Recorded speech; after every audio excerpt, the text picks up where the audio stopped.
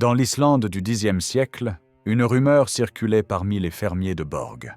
Un enfant était né, et déjà les anciens hochaient la tête avec inquiétude. Ce bébé n'était pas comme les autres. Sa tête était anormalement grosse, son visage d'une laideur troublante et son corps déjà massif pour son âge. Mais ce n'était rien comparé à ce qui se cachait à l'intérieur. Cet enfant s'appelait Egil Skallagrimsson, et son destin allait marquer l'histoire viking d'une encre sanglante. Son père, Skallagrim Kveldulfsson, était un colosse norvégien qui avait fui son pays natal pour échapper à la vengeance du roi Harald Ier. Le conflit avait coûté la vie à l'un des fils de Kveldulf, le grand-père d'Egil, et la famille entière portait le poids d'une haine transmise de génération en génération. Kveldulf lui-même était mort en mer lors de la traversée vers l'Islande, son cercueil jeté à l'eau selon la tradition, et Skallagrim s'était installé là où le cercueil avait touché terre, établissant le domaine de Borg dans la région des Mirar. La famille d'Egil était marquée par une particularité génétique qui la distinguait de tous les autres vikings. Alors que son frère aîné Thorolf était grand, beau et admiré de tous, Egil ressemblait à son père, cheveux noirs, traits grossiers, tête démesurée. Les descriptions de l'époque parlent d'un crâne anormalement épais, de traits faciaux déformés, d'une mâchoire proéminente. Les scientifiques modernes pensent qu'Egil souffrait de la maladie de Paget, une pathologie osseuse rare qui provoque un épaississement massif du crâne et des troubles du comportement.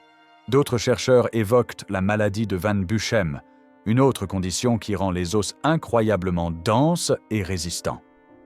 Ce qui est certain, c'est que cette malformation ne rendait pas Egil plus faible. Au contraire, elle faisait de lui un monstre quasi invincible. À 3 ans, alors que la plupart des enfants balbutiaient encore leurs premiers mots, Egil composa son premier poème lors d'une fête chez son grand-père maternel Ingvar. Son père avait refusé de l'emmener, craignant son comportement terrible même sobre. Mais Egil, refusant d'être laissé derrière, vola un cheval et se rendit seul à la célébration. Là, ivre comme un homme adulte, il récita des vers qui stupéfièrent l'assemblée.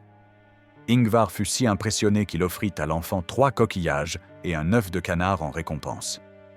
La mère d'Egil déclara fièrement que son fils avait l'étoffe d'un vrai viking. Elle ne croyait pas si bien dire.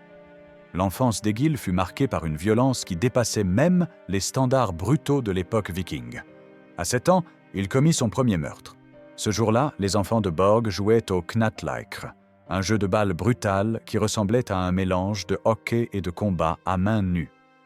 Egil jouait contre Grim, un garçon de 10 ou 11 ans qui le dominait physiquement. Grim gagnait facilement et se moquait du petit Egil. Quand Grim projeta violemment Egil au sol, les autres enfants éclatèrent de rire. Egil se releva sans un mot. Ses yeux noirs brillaient d'une rage froide qui glaça soudain l'atmosphère. Il rentra chez lui calmement, trouva une hache dans la grange et retourna vers le terrain de jeu. Grim lui tournait le dos, riant encore avec les autres garçons. Egil leva la hache et l'abattit sur le crâne de Grim avec une force terrifiante pour un enfant de 7 ans. La lame fendit le crâne jusqu'aux dents. Grim s'effondra dans une mare de sang, mort sur le coup.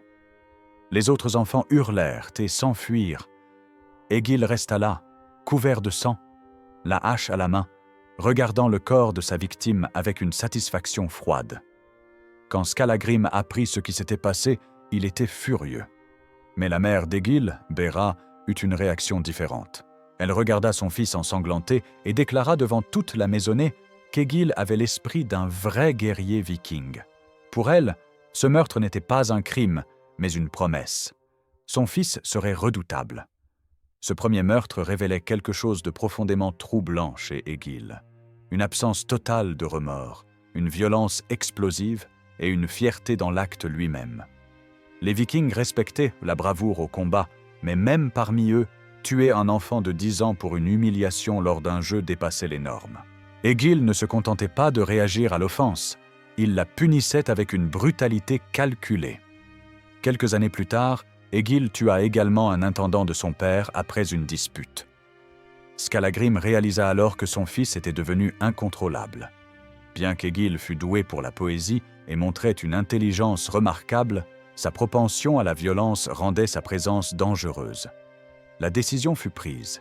Egil accompagnerait son frère aîné Thorolf à l'étranger pour faire ses armes. Peut-être que les Red Vikings canaliseraient cette rage destructrice.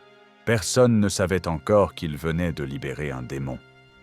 Quand Egil et Thorolf débarquèrent en Norvège, le jeune homme avait déjà tué plusieurs personnes. Mais c'est en Norvège qu'Egil trouva les deux relations qui définiraient le reste de sa vie. Une amitié indestructible et une haine mortelle. Thorolf se lia rapidement d'amitié avec le prince Eirik Blodax, le fils préféré du roi Harald. Eirik était un guerrier redoutable qui portait bien son surnom de hache sanglante. Thorolf lui offrit un magnifique navire de guerre peint, ce qui scella leur amitié. Mais Thorolf avait aussi un ami d'enfance nommé Arimbjörn, un noble norvégien d'une loyauté exemplaire. Egil rencontra Arimbjörn et, malgré son caractère difficile, les deux hommes développèrent une amitié profonde qui durerait toute leur vie. Arimbjörn voyait au-delà de la laideur et de la brutalité d'Egil. Il reconnaissait en lui un génie poétique exceptionnel et une loyauté farouche envers ses amis. Cette amitié serait testée à maintes reprises, mais jamais brisée.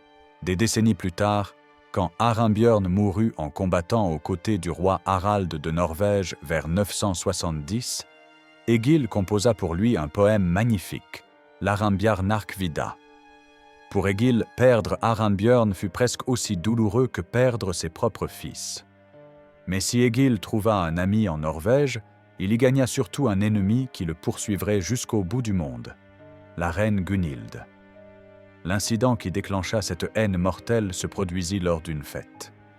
Egil, Thorolf et leurs compagnons arrivèrent dans une taverne tenue par Bard, un parent de la reine Gunhild. Ils demandèrent à manger et à boire, mais Bard refusa, prétendant qu'il n'avait rien alors qu'il organisait un festin pour le roi Eirik et la reine Gunhild. Cette insulte ne passa pas inaperçue. Malgré le refus, Egil et ses hommes s'invitèrent à la fête. Egil but énormément et devint de plus en plus turbulent, dérangeant constamment le banquet royal avec ses provocations.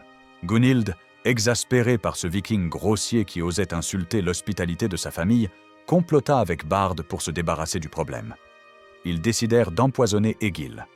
Bard apporta une corne de boisson à Egil, mais ce dernier, méfiant, remarqua quelque chose d'étrange. Egil était non seulement un guerrier et un poète, mais aussi un maître des runes, ces symboles magiques que les Vikings gravaient pour invoquer des pouvoirs surnaturels. Il sortit son couteau, se tailla de la paume et grava des runes sur la corne avec son propre sang en récitant une incantation. Soudain, la corne explosa dans ses mains. Le poison était révélé. Egil comprit immédiatement ce qui venait de se passer. Sans hésitation, il se leva, traversa la salle et tua Bard à main nue. Le chaos éclata.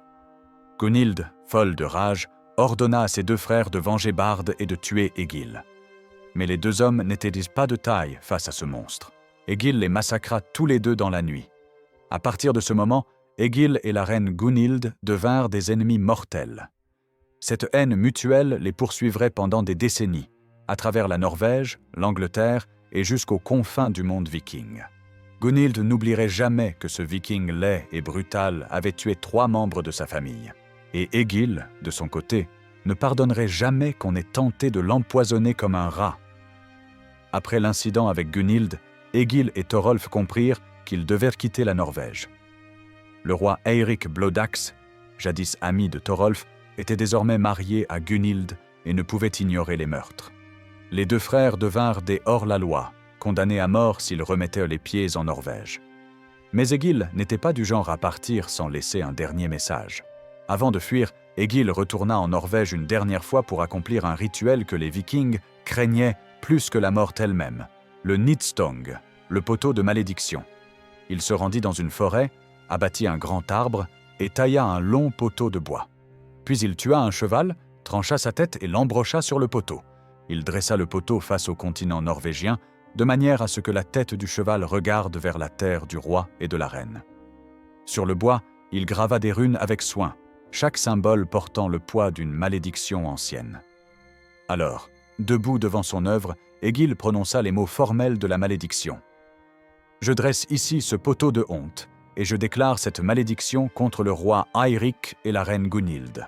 Je la déclare contre les esprits de la terre, et la terre elle-même, afin que tous errent sans but, qu'ils ne trouvent ni repos ni refuge, jusqu'à ce qu'ils soient chassés de ce pays.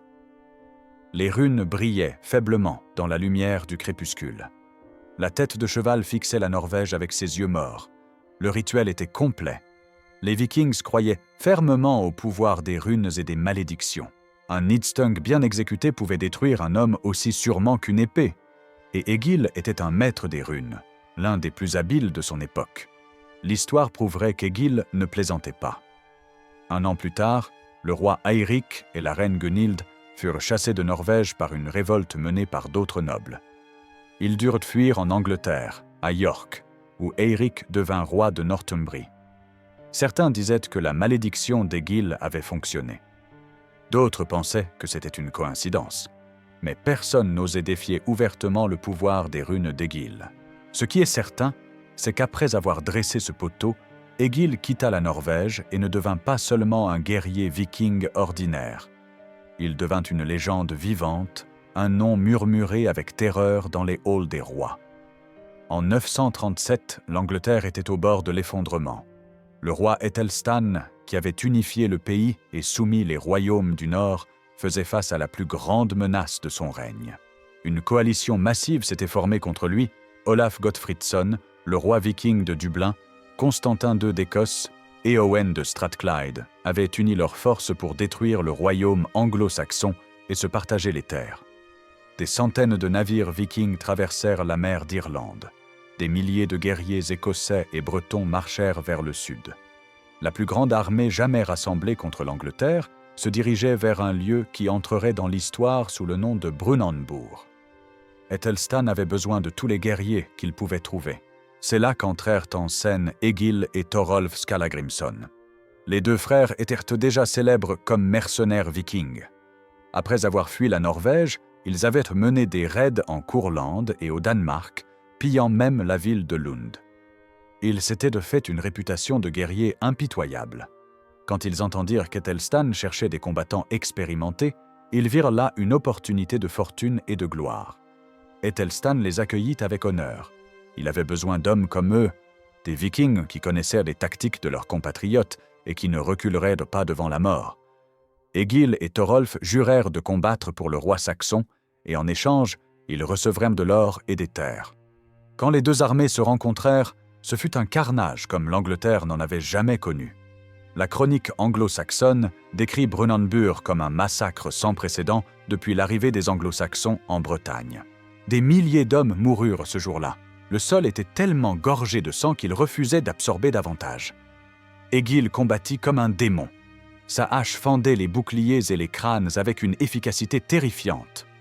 Les ennemis qui l'affrontaient voyaient un géant laid au crâne massif, hurlant des vers de poésie entre chaque coup d'arme. Car c'était là l'une des particularités d'Egil. Même en plein combat, il composait mentalement des poèmes. La guerre et la poésie étaient pour lui deux faces d'une même médaille. Mais le destin frappa durement. Au plus fort de la bataille, Thorolf, le frère aîné aimé de tous, tomba sous les coups ennemis. Egil vit son frère s'effondrer, le corps transpercé par des lances. La rage qui s'empara d'Egil ce jour-là fut indescriptible. Il se fraya un chemin à travers les rangs ennemis comme une tempête de fer et de sang. Tous ceux qui se trouvaient sur son passage périrent. Egil vengea son frère avec une furie qui terrifia même ses propres alliés. À la fin de la journée, l'armée coalisée était en déroute. Olaf s'enfuit à Dublin avec les restes de ses forces. Constantin retourna en Écosse, ayant perdu son fils dans la bataille. La victoire d'Æthelstan était totale, et Egil y avait joué un rôle crucial. En récompense, le roi lui offrit 2 coffres remplis d'argent, une fortune qui représentait le prix du sang de son frère. Egil accepta l'argent, mais aucune richesse ne pouvait combler le vide laissé par Thorolf. Peu de temps après, Egil épousa Asgerd, la veuve de son frère. C'était une pratique courante à l'époque, permettant de garder les biens de la famille et de protéger la veuve. Mais pour Egil, c'était aussi une façon de rester connecté à son frère disparu. Il retourna en Islande, riche mais amer, portant le poids de la perte et le souvenir du champ de bataille où son frère était tombé. Les années passèrent, et Egil devint un fermier prospère en Islande, héritant du domaine de Borg après la mort de son père. Il eut plusieurs enfants avec Asgerd, et semblait s'être enfin installé dans une vie plus calme. Mais le destin avait d'autres plans pour lui. Un problème d'héritage concernant les terres d'Asgerd en Norvège obligea Egil à retourner sur le continent. C'était risqué. Eirik Bloodaxe était désormais roi de Norvège et Gunhild n'avait rien oublié. Mais Egil était têtu et refusait d'abandonner ce qui lui revenait de droit. Il se rendit en Norvège et tenta de récupérer les terres, mais le roi refusa de les lui accorder. Pire encore, Eirik envoya des hommes pour capturer Egil. Une série de duels et de procès s'ensuivit. Egil dut se battre en duel contre plusieurs champions du roi, les tuant tous. Il finit même par tuer Rögnvaldr, le propre fils d'Eirik, lors d'une confrontation violente. Cette fois, il était allé trop loin. Egil dut fuir à nouveau et il ne remettrait plus jamais les pieds en Norvège tant qu'Eirik serait au pouvoir. Mais le destin aime l'ironie. Quelques années plus tard, vers 948, Egil prit la mer pour se rendre en Angleterre. Une tempête terrible frappa son navire. Les vagues gigantesques brisèrent le mât et le bateau fut projeté contre les rochers de la côte de Northumbrie. Quand Egil émergea des vagues glacées, échoué sur la plage, il réalisa avec horreur où il se trouvait. Northumbrie, la région contrôlée par Eirik Bloodaxe. Le roi et la reine chassés de Norvège s'étaient installés à York où Eirik régnait désormais. Et Egil venait de s'échouer directement dans leur territoire. Il fut rapidement capturé par les hommes du roi. Quand Eirik et Gunhild apprirent qui était leur prisonnier, leur joie fut immense. Enfin, après toutes ces années, ils tenaient Egil Skallagrimson, l'homme qui avait tué les frères de Gunhild, qui avait dressé un poteau de malédiction contre eux, qui avait assassiné leur fils Rögnvaldr. La vengeance allait être douce. Egil fut jeté en prison et son exécution fut programmée pour le lendemain matin. Les gardes riaient, sachant que le célèbre viking serait bientôt décapité. Gunhild elle-même voulait assister à l'exécution. Mais Egil avait un dernier atout, Arenbjörn. Son vieil ami était présent à York et apprit l'arrestation d'Egil. Arenbjörn se précipita vers le roi et plaida pour la vie de son ami. Mais Eirik refusa catégoriquement. Les crimes d'Egil étaient trop graves. Il devait mourir.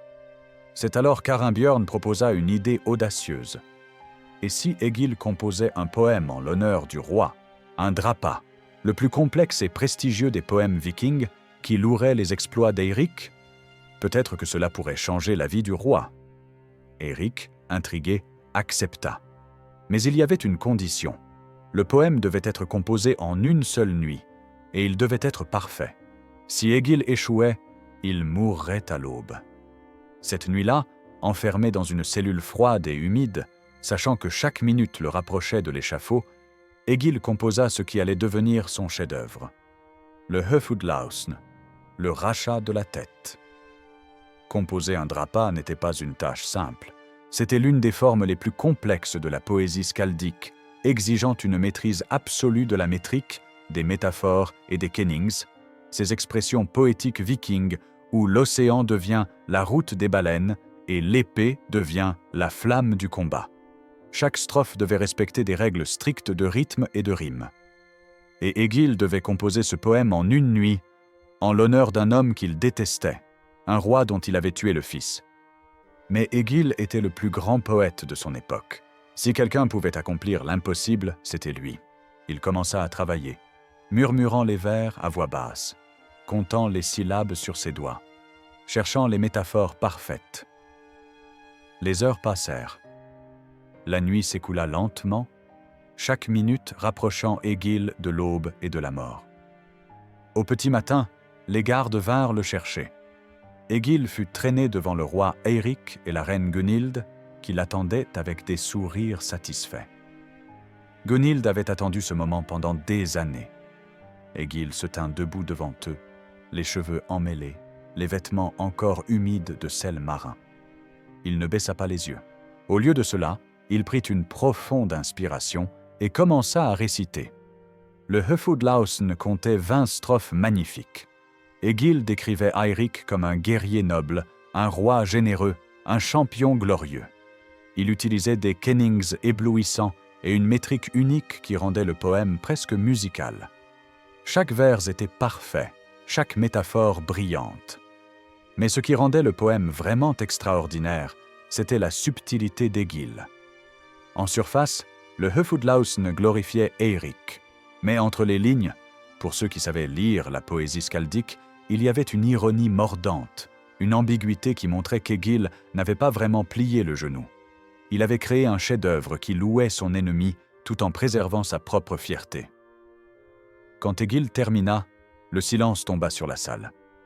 Eirik Blodaxe fixait le viking laid et brutal qui venait de produire l'un des plus beaux poèmes jamais composés. Gunnhild se pencha vers son mari et murmura qu'il devait exécuter Egil malgré tout. Les crimes étaient trop graves. Mais Eirik secoua la tête. Un tel poème ne pouvait être ignoré.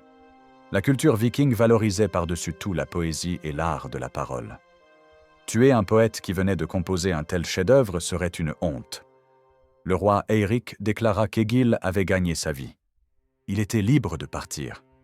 Gunnhild était furieuse, mais elle ne pouvait contredire publiquement son mari.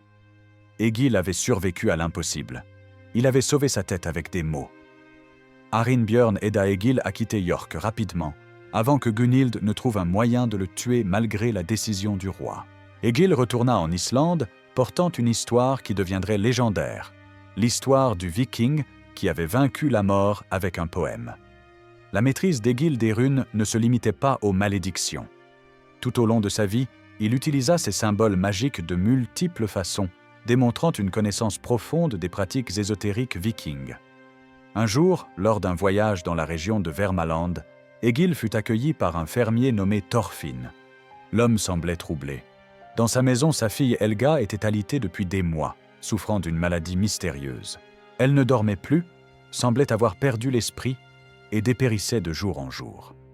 Thorfinn expliqua qu'un jeune homme du voisinage, le fils d'un fermier, avait tenté de la guérir en gravant des runes sur un os de baleine qu'il avait placé sous le lit de Helga. Mais depuis, son état n'avait fait qu'empirer. Egil examina la jeune femme et demanda à voir l'os. Quand on le lui apporta, il le retourna dans ses mains et fronça les sourcils. Les runes gravées étaient mal formées, incohérentes. L'idiot avait voulu écrire un charme d'amour, mais s'était trompé dans les symboles. Au lieu de guérir Helga, les runes la rendaient malade.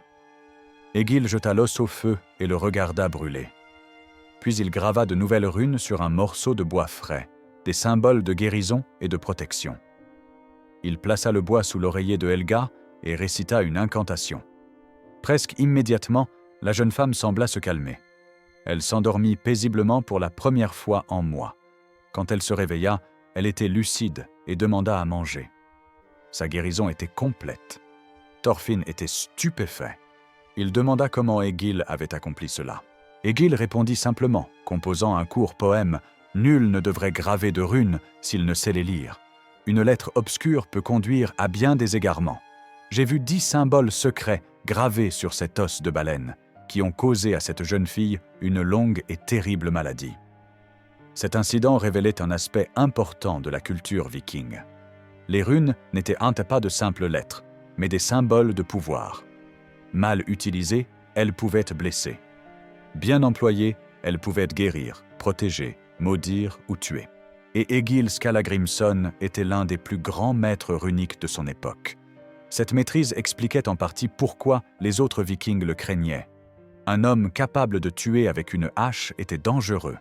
Un homme capable de composer des poèmes était respecté. Mais un homme qui maîtrisait les 3 domaines, le combat, la poésie et la magie runique, était véritablement redoutable.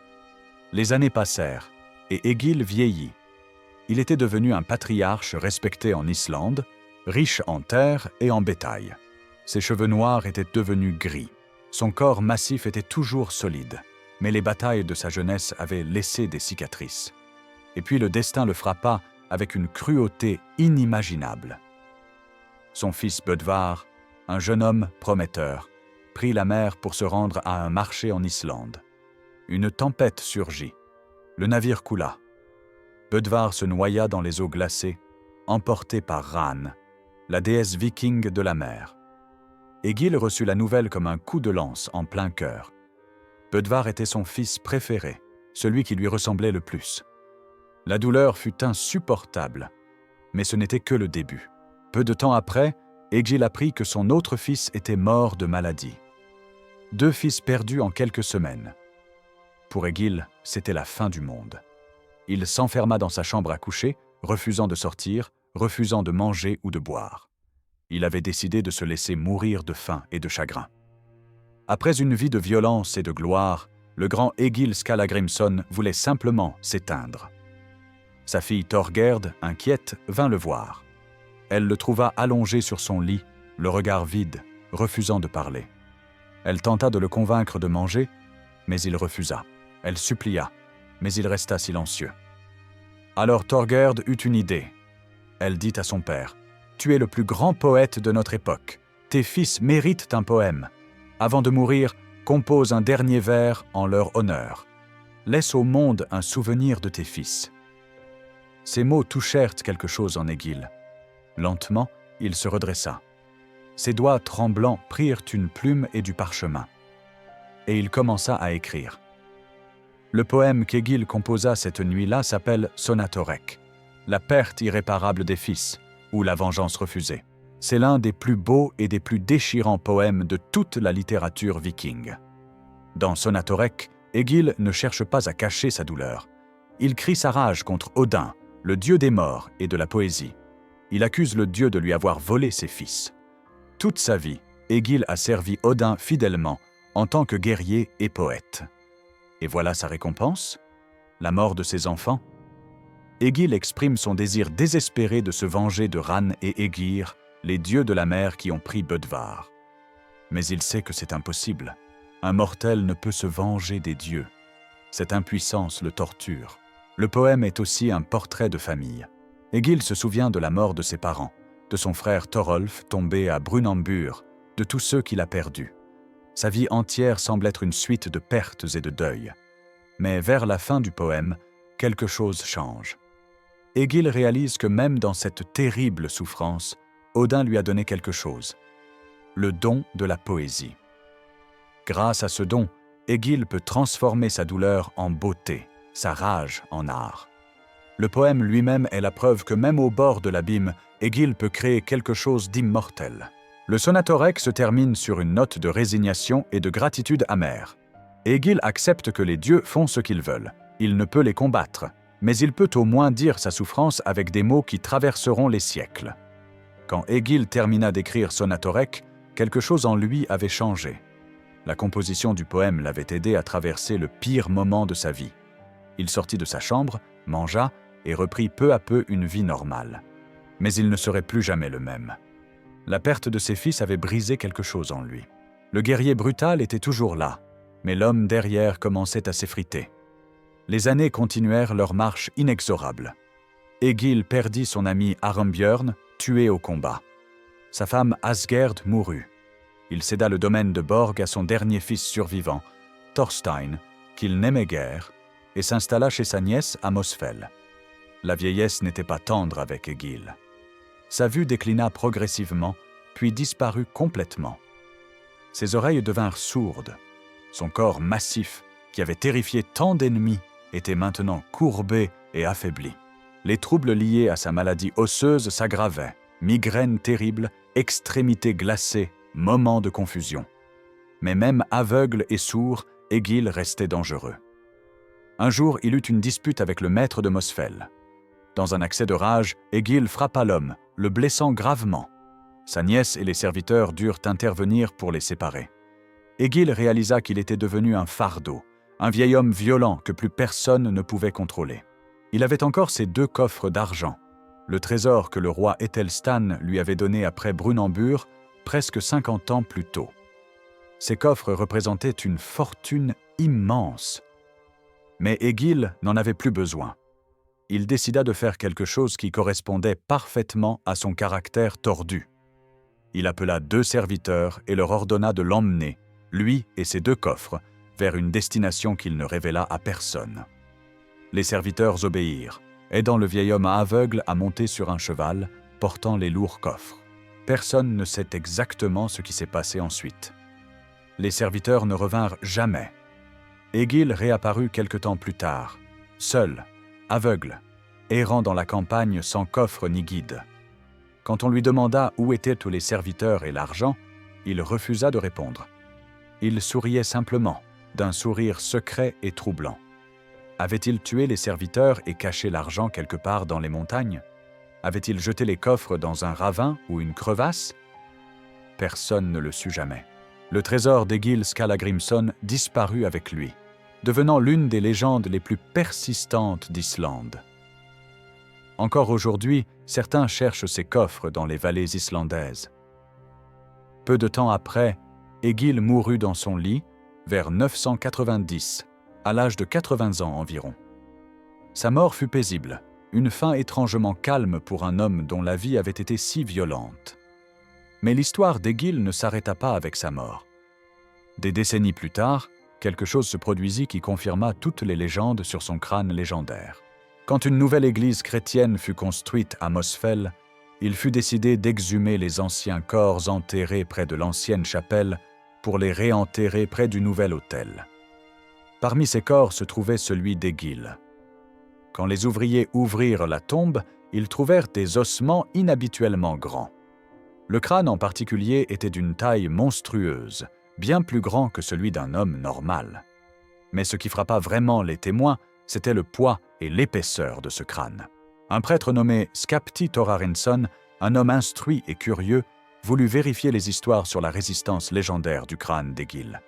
Il plaça le crâne sur une barrière de cimetière, prit une lourde hache et frappa de toutes ses forces avec le dos de la lame. Un homme normal aurait vu le crâne exploser sous l'impact, mais le crâne d'Egil ne se brisa pas. Il ne se fissura même pas. Sous le choc de la hache, l'os blanchit simplement, montrant des stries ondulées, mais resta intact. Skapti et les témoins furent stupéfaits. Ce crâne avait la densité et la résistance du fer. Si même mort, après des décennies de décomposition, l'os d'Egil était si résistant. Qu'en était-il de son vivant? Comment un homme aurait-il pu espérer fendre ce crâne au combat? Les scientifiques modernes pensent que les descriptions du crâne d'Egil correspondent parfaitement aux symptômes de la maladie de Paget. Cette pathologie provoque un épaississement massif des os crâniens, créant des structures osseuses anormalement denses et lourdes, avec des motifs ondulés caractéristiques. La maladie explique aussi la laideur faciale d'Egil, sa taille imposante et potentiellement certains de ses troubles comportementaux. D'autres chercheurs suggèrent la maladie de Van Buchem, une condition génétique encore plus rare qui produit des os d'une densité extraordinaire, presque surhumaine. Quelle que soit la condition médicale, une chose est certaine. Egil Skallagrimson n'était pas un homme ordinaire, même sur le plan physique. Son corps était littéralement construit différemment, ce qui contribuait à faire de lui le guerrier terrifiant qu'il était. Egil Skallagrimson reste l'un des personnages les plus complexes et fascinants de l'histoire viking. Il était simultanément un monstre et un génie, un tueur brutal et un poète sublime, un ami loyal et un ennemi implacable. Sa maîtrise de la poésie skaldique était sans égale. Le Sonatorek est considéré comme la naissance de la poésie lyrique personnelle nordique, un chef-d'œuvre qui touche encore les lecteurs un millénaire plus tard. Le Höfuðlausn démontre une virtuosité technique que peu de poètes ont jamais égalée. Mais Egil était aussi un meurtrier qui commit son premier homicide à 7 ans et ne s'arrêta jamais. Il tua des dizaines, peut-être des centaines de personnes au cours de sa longue vie. Certains étaient des ennemis au combat, mais d'autres furent assassinés pour des insultes, des disputes ou simplement parce qu'ils se trouvaient sur son chemin. Les Vikings eux-mêmes semblaient incertains de ce qu'ils pensaient d'Egil. La saga qui raconte sa vie, probablement écrite par Snorri Sturluson au XIIIe siècle, le présente de manière ambiguë. Par moments, Egil est un héros. À d'autres moments, il ressemble à un monstre sans conscience. L'auteur ne tranche pas, laissant le lecteur se faire sa propre opinion. Ce qui est indiscutable, c'est qu'Egil inspirait la terreur. Même parmi les Vikings, connus pour leur férocité, Egil se distinguait. D'autres guerriers étaient courageux, mais prévisibles. Egil était imprévisible, capable d'exploser en violence à tout moment, mais aussi de composer des vers magnifiques. Cette combinaison le rendait profondément dérangeant. La légende dit que la plupart des Islandais modernes descendent d'Egil d'une manière ou d'une autre. Sa lignée s'est propagée à travers l'île et nombre de ses descendants sont devenus des personnages importants d'autres sagas. Sa fille Thorgerd, qui l'avait sauvé du suicide en lui demandant de composer le Sonatorek, devint elle-même une figure centrale de la saga des gens du Val au saumon. Une question demeure. Jusqu'où peut-on croire la saga d'Egil? La frontière entre histoire et légende est floue. Egil était certainement une personne réelle qui vécut au Xe siècle. Ses poèmes sont authentiques et ont été transmis oralement avant d'être écrits. Les événements historiques qu'il côtoie, comme la bataille de Brunanburh, sont confirmés par d'autres sources.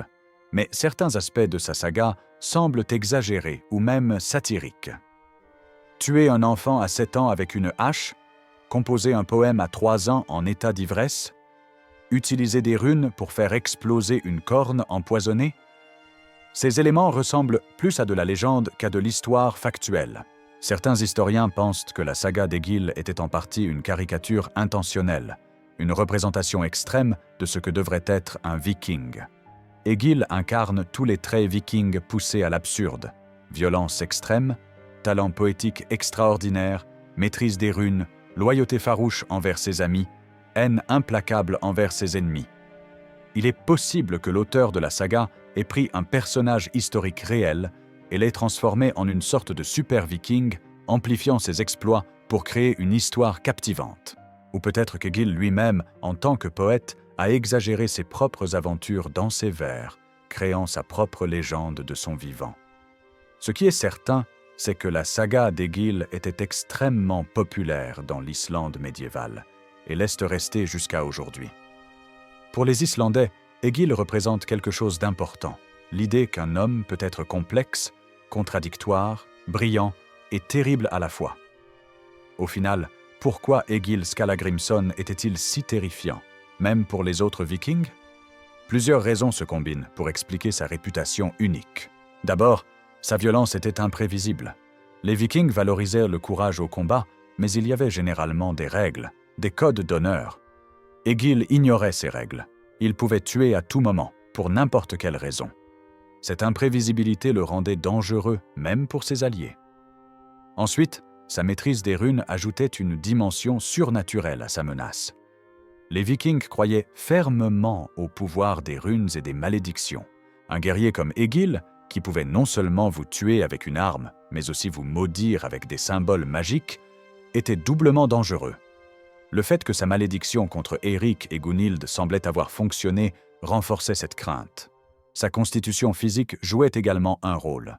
Son crâne extraordinairement épais, sa force supérieure, sa résistance aux blessures qui auraient tué d'autres hommes, tout cela contribuait à l'image d'un être presque surhumain. Dans une culture où les berserkers étaient vénérés comme des guerriers possédés par les dieux, Egil semblait être l'incarnation parfaite de cette fureur divine. Mais peut-être que ce qui rendait Egil vraiment terrifiant était la combinaison de toutes ses caractéristiques avec son intelligence exceptionnelle. Ce n'était pas un simple brute, c'était un stratège capable de sortir d'une situation impossible en composant un poème en une nuit. Un homme qui pouvait tuer 3 personnes lors d'une fête, puis s'échapper et vivre assez longtemps pour en composer un vers immortel. Les Vikings respectaient la force brute, mais ils vénéraient l'intelligence combinée à la force. Egil incarnait cet idéal de manière extrême. Il était le guerrier poète ultime, l'homme qui comprenait que les mots et les armes étaient 2 formes de pouvoir également puissantes. Egil mourut juste avant que l'Islande ne se convertisse au christianisme. Sa mort marquait symboliquement la fin de l'âge païen viking. Les nouvelles générations grandiraient sous la croix, pas sous le marteau de Thor. Les valeurs changeraient, la poésie skaldique déclinerait, remplacée par des hymnes chrétiens, mais la légende d'Egil survivrait. Elle traverserait les siècles, préservée dans les sagas écrites par des moines chrétiens qui, tout en désapprouvant la violence païenne, ne pouvaient s'empêcher d'être fascinés par ces récits d'hommes plus grands que nature. Egil Skallagrimson représente quelque chose d'essentiel dans l'imaginaire viking.